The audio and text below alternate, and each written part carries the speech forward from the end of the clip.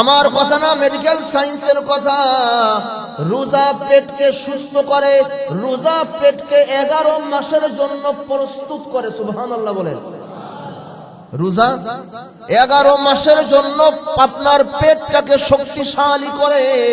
কিভাবে? ধরেন এই ফ্যানটা একাধারে 12 ঘন্টা চলছে, এবার এই ফ্যানটার একটু রেস্ট করার দরকার আছে কিনা বলেন? আপনার কারখানার ভিতরে, কোম্পানির ভিতরে মেশিন আছে, এটাকে 24 ঘন্টা চালান, কিন্তু মাঝখানে 2-1 ঘন্টা রেস্ট করার দরকার আছে না নাই? কি বলেন?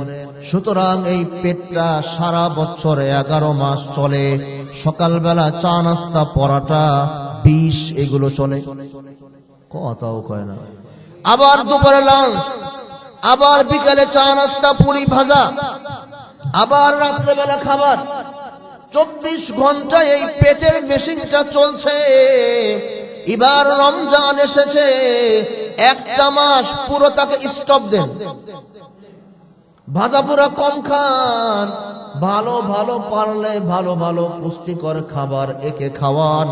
হায় রে হায়, নবীজি বলে রোজা ঈমান বাড়ায়, রোজা আখিরাত বাড়ায়, রোজা শক্তিশালী করে।